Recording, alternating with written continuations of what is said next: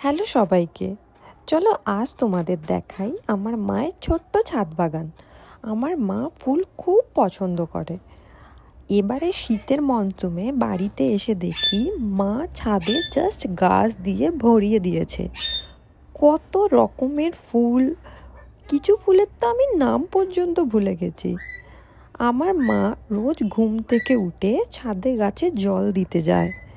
দুপুরেও মাকে দেখেছি ছাদে গিয়ে ঠাকুরের বাসন ধুয়ে ফুল তুলে নিয়ে আসে, আর সেই ফুলগুলো দিয়ে আমাদের ঠাকুর পুজো করেন।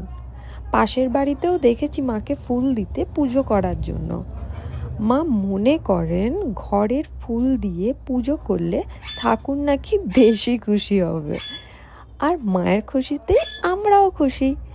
একটা মানুষ সারাদিন ঘরে একা একা থাকে, আমার মতে এর থেকে একটা ছাদ বাগান নিয়ে থাকা বেশি ভালো।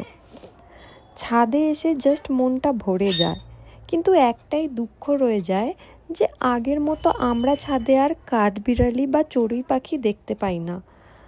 মানুষ নিজে যত উন্নত হচ্ছে তত অনেক প্রাণীকে আস্তে আস্তে মেরে ফেলছে। আশা করি আমার মায়ের ছাদ বাগানটা তোমরা এনজয় করেছো। টাটা।